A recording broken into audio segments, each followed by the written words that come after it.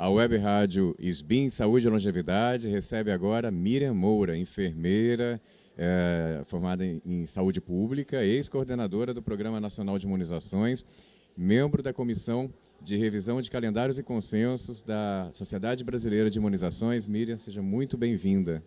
É um prazer muito grande a gente estar aqui conversando com você e pela Sociedade Brasileira de Imunização, e que a gente faz parte desses 20 anos, né? Eu participo desde o começo da Sociedade Brasileira de Imunização. Então, a Miriam vai falar com a gente sobre um assunto extremamente importante e que passa despercebido por muita gente, principalmente a gente leigo, usuário das clínicas ou das unidades de saúde que trabalham com imunização, porque quando tudo está muito bem, a gente nem vê o que está acontecendo, não é isso? A gente costuma ser muito crítico quando algo dá errado, mas para não dar errado, precisa que uma série de cuidados sejam tomados, e esses cuidados a gente pode colocar embaixo assim, de um guarda-chuva chamado boas práticas em imunizações. Isso. Né? O que são as boas práticas em imunizações? Então, as boas práticas são aquelas que a gente faz para que tenha qualidade, né? Então, a qualidade em um serviço de vacina, a gente tem que ter todos os procedimentos, revisar, capacitar as pessoas que trabalham, assim a gente consegue ter as boas práticas com qualidade. Quem entra numa clínica não faz a menor ideia do que está acontecendo por trás, não é isso? Ela espera ser bem atendida, um atendimento atencioso, que a aplicação da vacina doa o mínimo possível, mas não imagina o que precisa estar acontecendo. Por exemplo, uma sala de vacinação. Quais são os cuidados de boas práticas que precisam ser observados para que tudo isso transcorra de uma forma eficiente e segura para o paciente? Então, é importante, Ricardo, por exemplo, quando você entra, você está preocupado com a vacina, com quem você vai vacinar. Mas você precisa também se preocupar como essa vacina está armazenada. Aonde está, qual é essa câmera? Tem que ser uma câmera específica para a vacina. A temperatura, pede para ver a temperatura da câmera, porque é obrigatório ter o registro de manhã e à tarde, todos os dias, da temperatura dessa vacina. E essa vacina, ela tem que ficar de 2 a 8 graus. Como eu sempre falo, se fosse um sorvete, você punha direto no gelo e tudo bem. Mas ela não pode nem congelar, nem diminuir e nem aumentar. Então, essa estabilidade, nós temos que ter muita segurança. Então, não adianta vacinar e não ter dor e não ter visto antes a qualidade. Então, acho que ela começa pela entrada na clínica, ver como é que está a qualidade, se tem a limpeza, como é que está. Você tem que ter local para descartar corretamente, então tem que ter lixo específico. Então, tem vários cuidados que você tem que ter, inclusive alguém conversar com você, explicando o que vai ser aplicado. Então, você falou entre 2 e 8 graus, é uma faixa em que é tolerável uma variação entre 2 e 8 graus, porque essa faixa tolerável, ela garante que a vacina está sendo conservada com todas as suas propriedades, que são essas propriedades que vão estimular a ação protetora contra a doença que ela previne, né? Então, o que pode acontecer? Se a vacina congela, ela pode perder a sua eficácia. E também, se aquece demais, ela pode perder, isso? Isso mesmo. Inclusive, a gente escuta sobre desenvolvimento de uma vacina. Já vai sair uma vacina de tal doença. Para chegar para a gente uma vacina, demora 10 anos. Então, tem todo um processo grande. E todo esse processo vai determinar, conforme a vacina é feita, se ela não pode ter congelamento, ou se a vacina não pode passar de 8 graus. Então, com isso, nós temos que ter esse limite de 2 a 8 graus. E a gente sempre fala, o ideal é estar em torno de 4, porque em torno de 4 e 5, que é o 5 ideal, você não chega nem tão perto do 8 e não tem perto do 2. Então, eu sempre falo que a missão nossa numa sala de vacina, a gente tem que alcançar o máximo de imunidade que aquela vacina se propõe, com o mínimo de danos possíveis, que pode ser pelo mau armazenamento e também pela técnica, ou até vacinar em idade que não é correta. Então, esse momento de saber se aquela vacina tem que se dar naquele dia, o intervalo, qual a vacina que vai dar, também faz parte de uma qualidade de vacina. Você falou de limpeza, isso é mais fácil de observar, né? Um ambiente limpo, adequado, é mais... Inclusive, as pessoas podem até perguntar, porque, na realidade, o serviço de saúde ele é obrigatório ter um plano de gerenciamento de resíduos, que é o lixo, para onde ele vai, como é que se vai descartar. Então, nós, no serviço de saúde e na clínica de vacina, não é um lixo simplesmente. Tá? Então, é importante a gente saber disso. É muito, muito interessante. São dicas práticas e que vão ajudar você, inclusive, a avaliar o serviço de vacinação, a clínica de vacinação que você está escolhendo para se proteger. Falamos sobre essa questão do descarte adequado dos resíduos, que é segurança para todos. Falamos sobre a questão da conservação ideal das vacinas, né? E esse cuidado ele deve ser observado, inclusive, se a vacina for aplicada fora da clínica. Por exemplo, se eu chamo para fazer uma vacinação na minha casa, quem vai sair da clínica, o profissional, a enfermeira, a técnica de enfermagem que vai me vacinar e vai levar isso para lá, ela tem que observar esse cuidado também no transporte da vacina. É preciso que Não, imagina, a vacina ela não muda quando ela vai na caixa térmica, ela é a mesma que é produzida. Precisa dos mesmos ela cuidados. Tem que permanecer de 2 a 8. Inclusive, a gente orienta que ela tem que levar, se vai na casa, ela tem que ter um lugar que ela registrou a temperatura. Antes de Você sair, exija isso quando for lá. Uma vacinação na escola, que o serviço também pode fazer, uma vacinação em empresas, tem que ter esse controle de temperatura. E nós orientamos, e é a boa prática diz, na clínica eu preciso ter a temperatura 2 vezes ao dia, porque eu estou numa câmara específica. Agora, no transporte, a gente orienta de ser de 1 em 1 hora, porque daí, para eu ter garantia dessa temperatura, então, se chega lá, se fala, como é que está essa vacina? Qual a temperatura? Então, é importante que eu veja isso e que a pessoa que vai tomar a vacina, ela saiba que isso deve ser feito.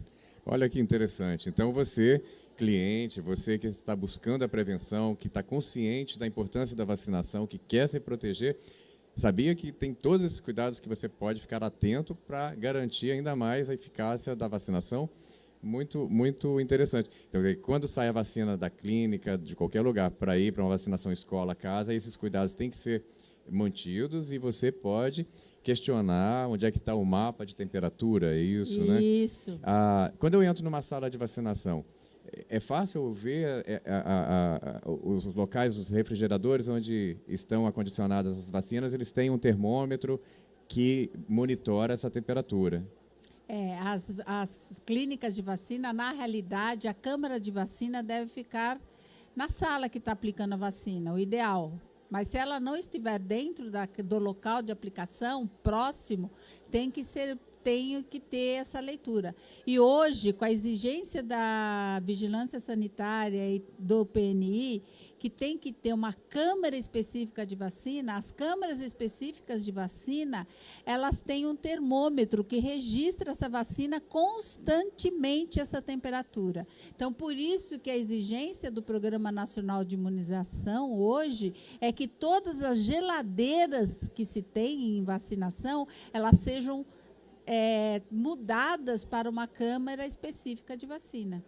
Colocar vacina em refrigerador tipo frigobar, jamais. Frigobar nunca. Frigobar, você não consegue controlar essa temperatura nem para baixo nem para menos. Outra coisa que as pessoas não sabem, aqui no Brasil eu não posso usar duplex.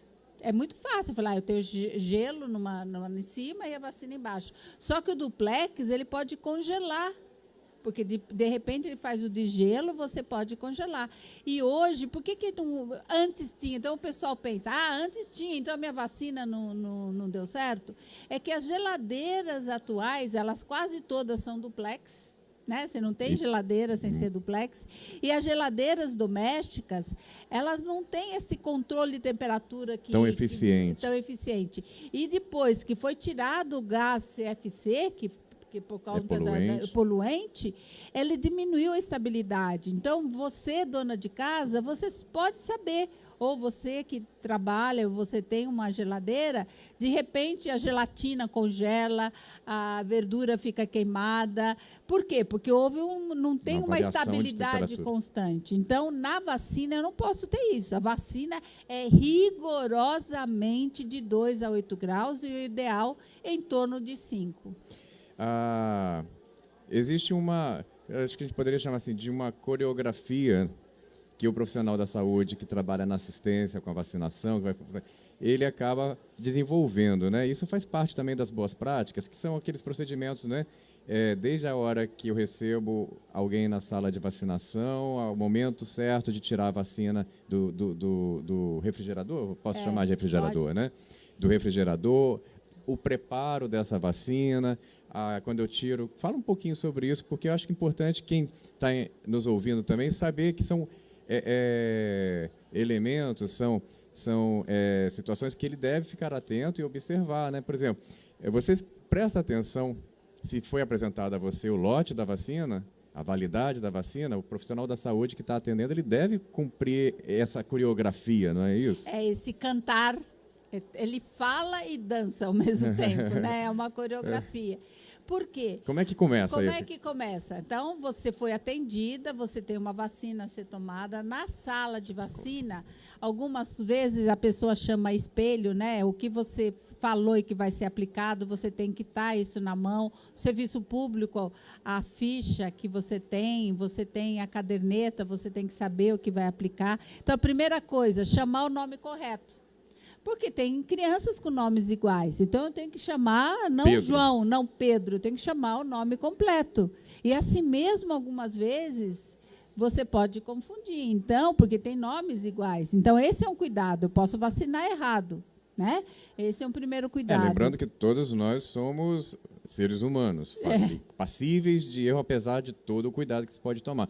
Então, é uma via de mão dupla, né? O profissional atento e eu, cliente, eu, paciente, atento também à minha segurança. Claro, é importante a gente saber o que as pessoas têm que fazer com a gente e eu, profissional, tenho que saber o que ofereço. Primeiro lugar que sempre a gente fala, um cliente não é igual ao outro. Pode vir gêmeos. Um pode ter um comportamento, outro. Então, eu tenho que fazer esse olhar. Então, o olhar do vacinador no contexto é fundamental. Então, eu preciso, por exemplo, ele chega, chamo pelo nome. Daí, eu vou ver a vacina que ele vai tomar. Eu tenho que pegar, a mãe tem que ver, eu estou pegando esse... Então, eu falo, olha, eu vou pegar... primeira coisa, eu vou lavar minhas mãos. Lava na frente da mão. Canta, lavando as minhas mãos. Depois... Você pega essa vacina, antes de você aspirar, você vai até a mãe, lê com ela, o filho, ou a senhora, ou a pessoa, não só a mãe, fala, olha, aqui está a vacina contra meningite, ACWY, aqui está a vacina contra herpes zoster. Olha, a validade é essa. Então, garante que você está fazendo essa vacina. E o que a gente orienta? Não só uma vez, eu pego, olho, e a gente orienta a olhar 3 vezes esse nome da vacina e comparar esse lote que está indicado para eu fazer. Porque também eu tenho que saber que lote. Porque faz parte eu anotar o lote e a vacina. Então, primeira coisa é isso. Depois, você vê, agora eu vou preparar. Então, você prepara. E daí você fala, agora vamos segurar a criança, orienta o que vai fazer, fala, olha, a criança tem que ser firme desse jeito, ou a pessoa adulta, adolescente, você vai sentar dessa forma, relaxa o músculo, então a gente manda descer um pouco o ombro, a criança a gente faz de preferência, pode ser sentada no colo da mãe, ou... que tenha sido segurada de uma forma segura, porque senão aplica, essa criança se mexe e a dor, a culpa é só do profissional. Não é. Os pais têm que ajudar também, entendeu? Eu acho que até isso é uma coisa muito interessante que você está falando, porque muitas vezes o responsável está mais nervoso do que a criança, né? E às vezes ele tem que... É importante a gente perceber se a gente tem condições de ser a melhor pessoa para estar com aquela criança, no caso da vacinação da criança, né? Ou do adulto também, que já tem muito medo da vacina, está aberto a colher as orientações do profissional que vai aplicar, né? Porque às vezes melhor sentado, não, quero ficar de pé, quer dizer... Então, a gente orienta sempre sentado, porque a ansiedade, tem trabalhos mostrando que tem uma síncope após vacina, que é um desmaio, né? Você tem uma lipotímia. Então, isso pode ser pela ansiedade. Vacina, mas não, daí vai tomar, acha que é pela vacina. E tem essa ansiedade. Então, é importante você explicar o que vai fazer, porque como ele tem que se posicionar. E uma coisa que a gente vê muitas vezes, então a gente fala da criança, a gente tem que orientar, porque se ela segura bem, a perninha fica relaxada e vai doer menos a vacina. Então, faz parte da técnica, das boas práticas. E um adolescente, uma criança de escolar, 8, 9 anos, a mãe chega na sala, o pai, o responsável, você já é adulto, não vai chorar, porque você senta aqui, eu fico do lado. Não, você tem que carregar no colo. Essa criança ainda tem ansiedade, você tem que estar firme com ela. Porque passar segurança, tranquilidade. Passar segurança. E se os pais, vai um dia o pai ou a mãe, ela está muito ansiosa, ela fale para o vacinador, olha, eu não estou em condições de segurar, dava para chamar alguém para ajudar? Eu acho que... E outra coisa, o profissional tem que ter esse olhar de saber se aquela pessoa está ansiosa, se a pessoa que vai tomar a vacina, se ela... Porque, senão, eu já vi caso do pai vendo dar a vacina no filho e ele desmaiar. Então, a gente tem que prestar atenção em tudo o que está acontecendo. E, falando no cantar, a gente não pode esquecer, depois de que aplica a vacina, você vê e a pessoa cantar, estou descartando, e é uma caixa específica que a gente tem, que a gente chama para pérfuro cortante. Ela tem um símbolozinho. Símbolo, ela tem que jogar ali, é obrigatório, pode ser uma caixa, pode ser um frasco, mas ele é específico para isso. Tem as normas da BNT, como descreve como que tem que ser essa caixa. Tá? Então, ela termina e depois termina com a pessoa devolvendo a caderneta e falando, olha, o seu retorno é tal dia, é importante retornar, porque não é só vacinar naquele dia, né? E aí, lá nessa caderneta está marcada a vacina que ela recebeu, a data em que ela foi vacinada e o que mais que entra nessa? Então, é obrigado ter nessa assinatura nome da vacina. É complicado algumas vezes, a gente vê caderneta que não pôs o nome. E muitas vezes pôs tríplice. Tríplice não é nome de vacina, é viral bacteriana. É que vacina que é tríplice. Então, eu tenho que pôr, especificar. Lote.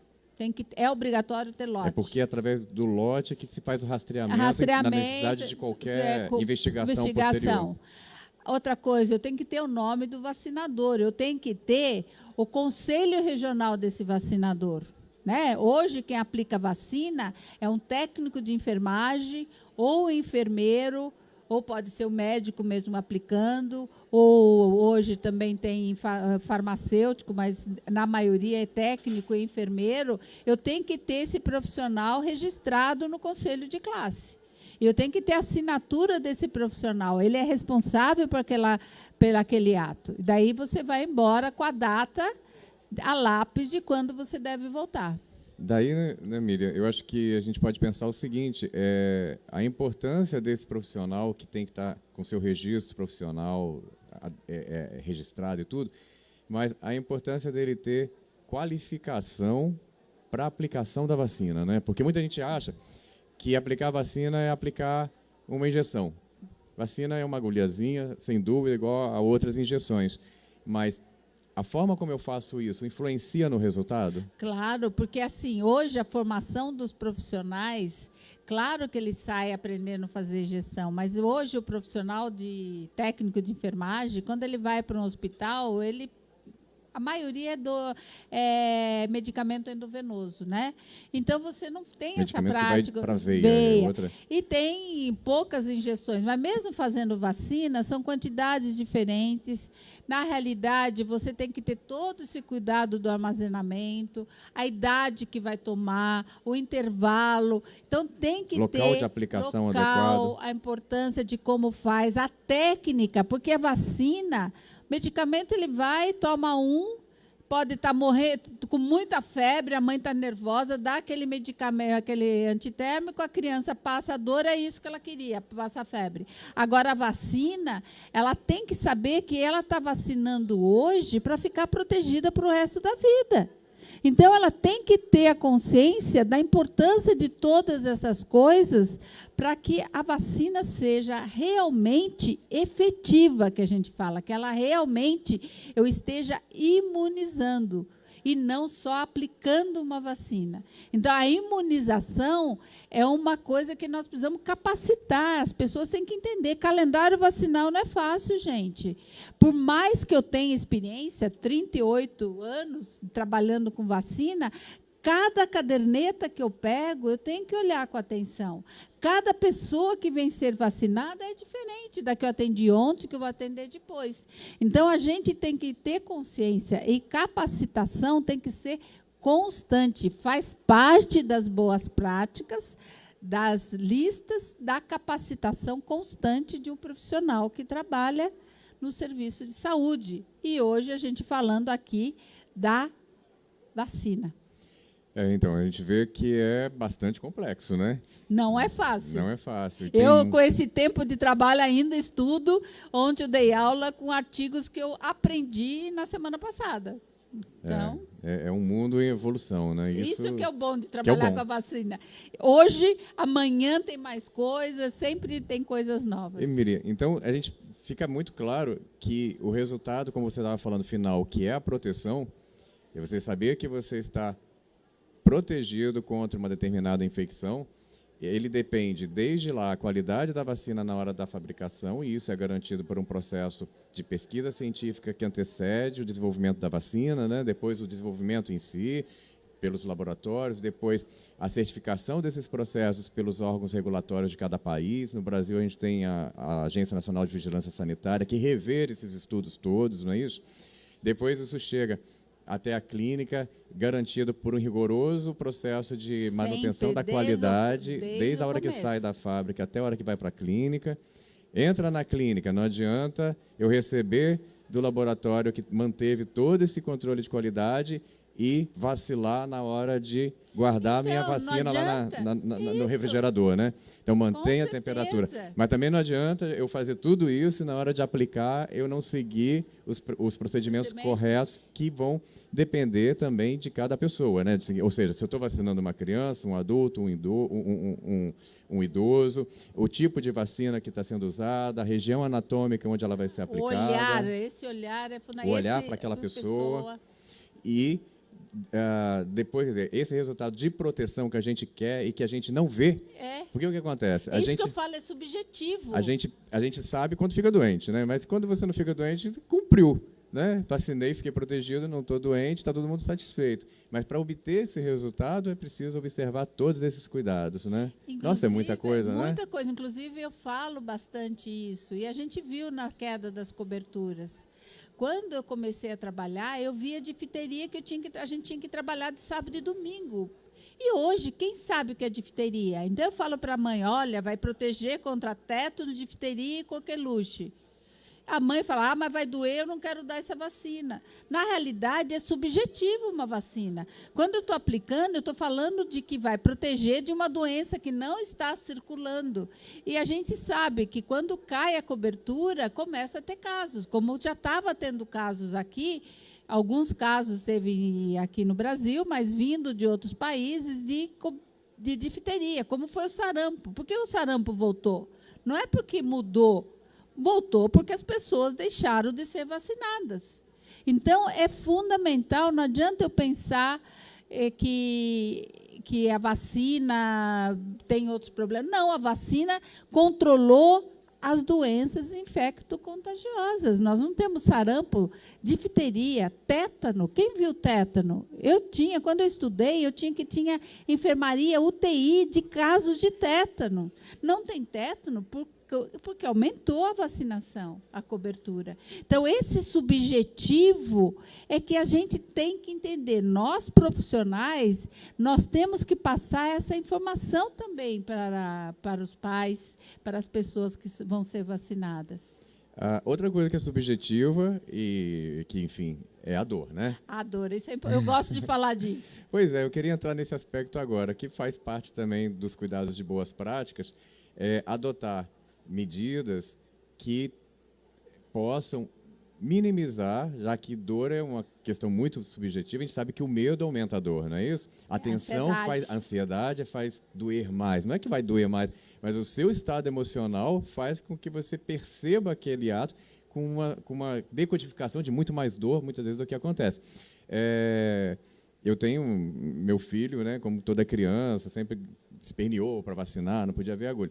Depois vai crescendo e vai ter uma situação então que eu cheguei, sentei, a enfermeira orientou direitinho como deixar o braço caído, né, entre aspas, para não ficar, né, se eu faço isso, eu estou com a musculatura toda retesada. Vai doer? Você aprendeu, hein? Aprendi.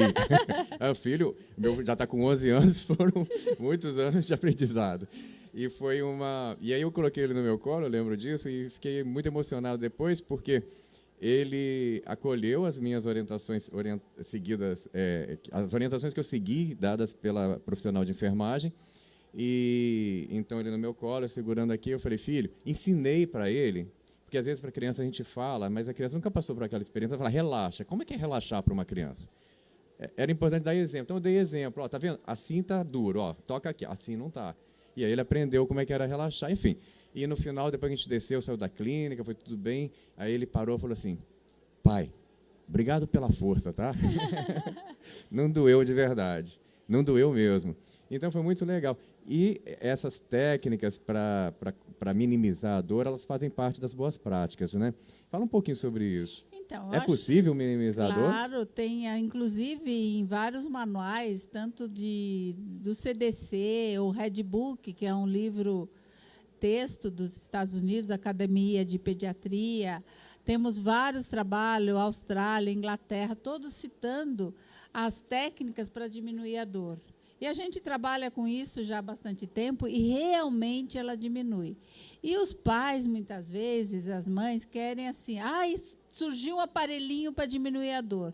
Na realidade, quando eu estou vacinando e minimizando a dor, eu estou fazendo o quê? Na hora da aplicação, e eu tenho que pensar na reação posterior. Então, não adianta eu falar, não doeu no momento, e depois não faz a técnica correta, eu vou ter dor no outro dia, não conseguir mexer o braço e tudo mais. Então, é um conjunto que eu tenho que fazer, não é só do momento. Então, começa pelo esse olhar da ansiedade, começa vendo isso. E daí, você, quando conversa, no Canadá é interessante, eles têm um folheto para dar para os pais, para levarem para casa e orientar sobre como tem que proceder em cada faixa etária, e depois tem um semelhante para o profissional de saúde. Todos os passos que pode diminuir a dor. Então, vamos falar, por exemplo, em bebê. Primeiro, vamos trabalhar em bebê. Já tem trabalhos muito publicados, é orientado já fazer isso nos Estados Unidos, outros países, que a solução de glicose, a 20%, ela diminui a dor. Inclusive fazendo teste de pazinho em maternidade, circuncisão usando essa glicose. No começo, os trabalhos mostravam que era até 6 meses de idade esse efeito.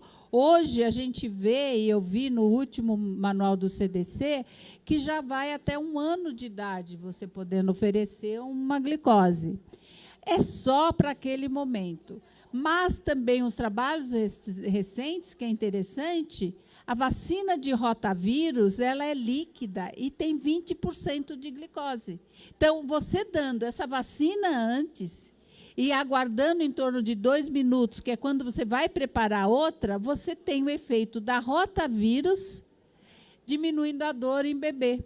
Isso no caso dos bebês que vão tomar mais de uma vacina. Isso é recente. Então, os manuais, por exemplo, alguns manuais, por exemplo, da Nova Zelândia, já recomenda dar essa vacina anteriormente.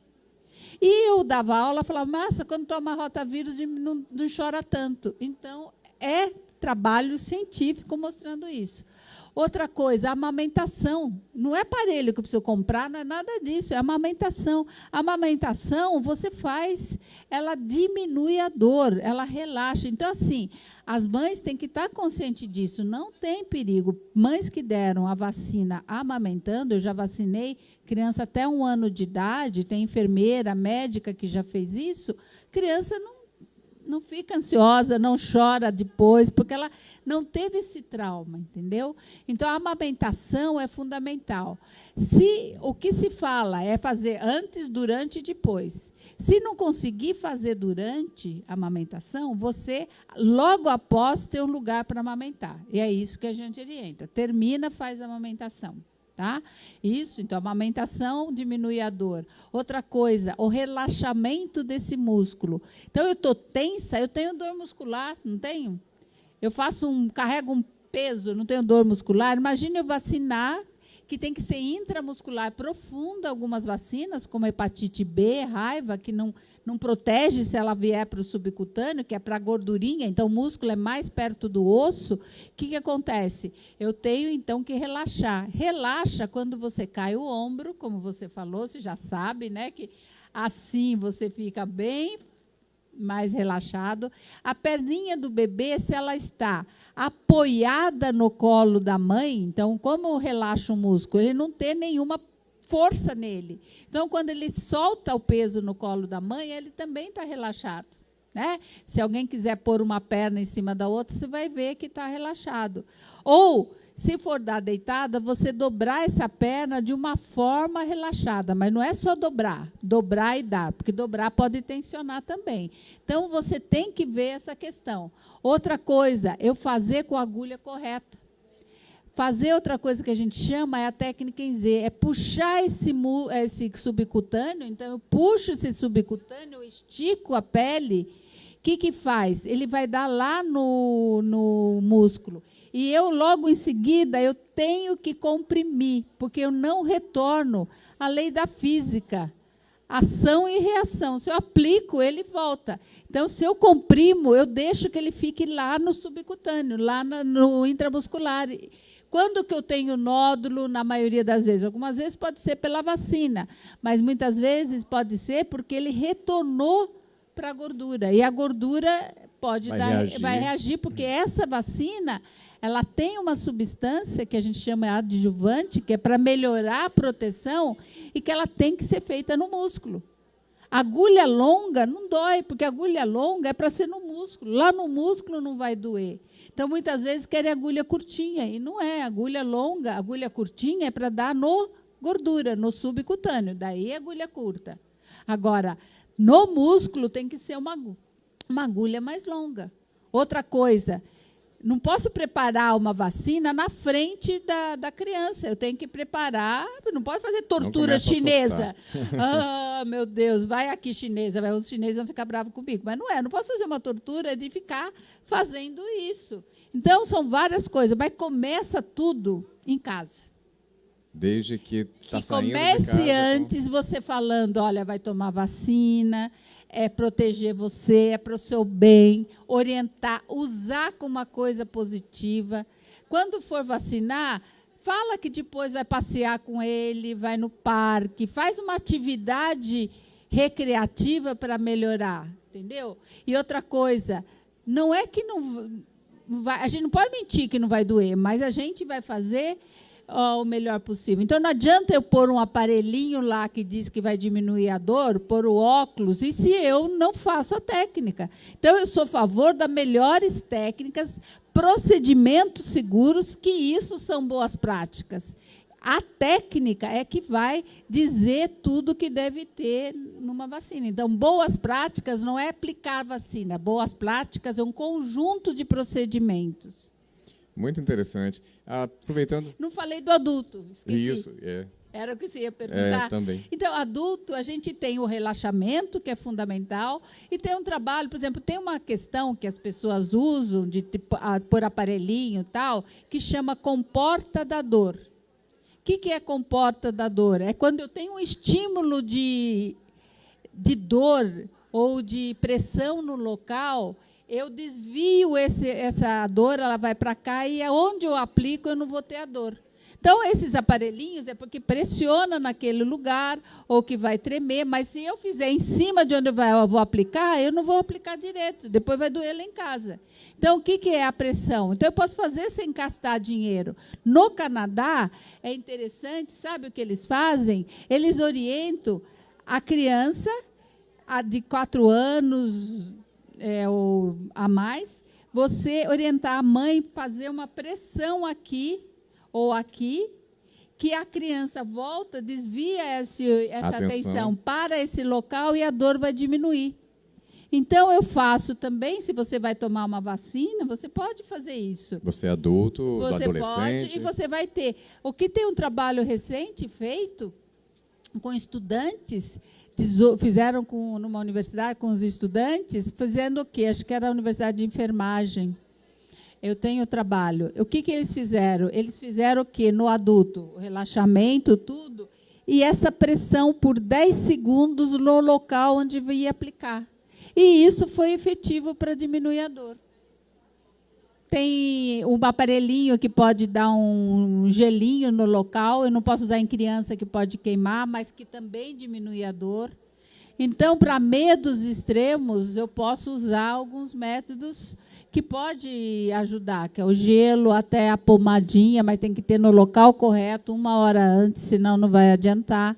Então, assim, eu tenho jeito de minimizar essa dor, essa ansiedade. E eu, claro, que como eu seguro, e isso vai melhorar lá em casa, tá? E uma última coisa, às vezes as pessoas perguntam, foi me vacinar, mas não estava usando luva. Precisa usar luva para vacinar? Não precisa? Quais são as recomendações com relação a isso? Olha, as recomendações atuais, tá? De Red Book de 2018. Lembrando, ela já falou, né? Red Book é uma publicação da Academia Americana de Pediatria. Tem umas boas práticas da Organização Mundial de Saúde, o próprio Ministério da Saúde, e a SBIN, que é referência nisso também, a gente fala, que é o seguinte, as luvas não são necessárias. Quando a gente fala necessário, não é que é proibido, mas se eu não uso, não é necessário usar luvas, só devo usar luvas se o vacinador tiver um risco, se ele tiver com algum corte, o profissional foi fazer a unha, cortou o dedo, teve um acidente, aí ela usa luvas. No caso do dia a dia, ela não é necessário usar luvas, mas ela tem que fazer higiene antes, então, por isso esse cantar, estou lavando as minhas mãos. No final, ela tem que fazer a higiene das mãos, que isso sim é importante para a vacinação. Então, o uso de luvas não é necessário, não quer dizer que é proibido. Agora, se eu for usar luvas, é luvas para cada criança. E para cada luvas que eu colocar, eu tenho que lavar as mãos. Mas, se eu não tenho necessidade, e se eu penso no meio ambiente, o que a luvas é? Látex, que eu vou estar jogando um produto no nosso meio ambiente que vai ter contaminação. E quantos anos para poder fazer essa borracha, esse látex? Então, eu também tenho que pensar, como profissional de saúde, a questão também faz parte das boas práticas, eu pensar no meio ambiente. Nossa, é coisa que não acaba mais, né? Não sei se vocês imaginavam. A conversa está ficando boa, né? Não é? Então, assim, acho que a gente, fazendo um resumo para quem tá talvez chegando agora, vacinar não é simplesmente aplicar uma injeção. Não. Precisa ter todo um cuidado com a temperatura em que essa vacina é mantida. Existe toda uma atenção especial com relação à limpeza do ambiente, a necessidade de uma sala específica para vacinação, isso é importante, né? Claro. A coreografia lá, a música, que o profissional da enfermagem deve, ou o médico, enfim, quem vai aplicar a injeção deve seguir, porque é uma garantia de que ele está lembrando do passo a passo e é uma segurança para quem está sendo vacinado, né? O descarte correto dos materiais para não haver ferimento de quem está recolhendo esse lixo, para não haver contaminação do meio ambiente, né? Ter destinação correta desses materiais que são cortantes e que estão com resíduos de vacinas. Certo. Né? A técnica correta, vê se eu estou esquecendo de alguma coisa. Não, tá bem, viu, ele sabe bem, viu? A técnica correta de aplicação, que vai atuar na efetividade da vacina e também na minimização da dor. Isso. Né? A entrega do registro dessa vacinação, para você ter lá comprovado, não só saber que vacina você tomou, mas saber qual lote que foi a vacina, a data que foi vacinada e a próxima dose. Porque vacina que tem mais de uma dose não vai fazer efeito completo se tomar só uma, né?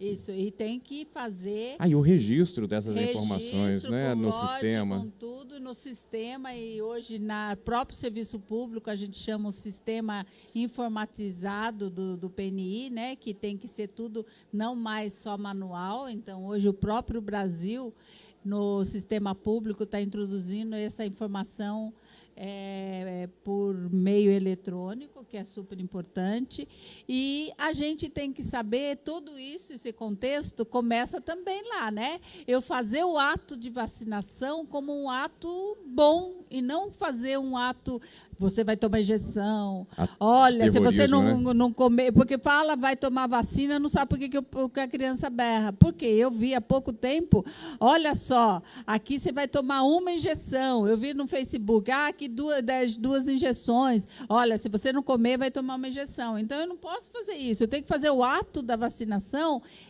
já desde levar para o positivo. Olha, vamos fazer, depois vamos passear. Faz o ato da vacinação, que ele seja um ato amoroso, que isso mostrar que isso faz bem para ele.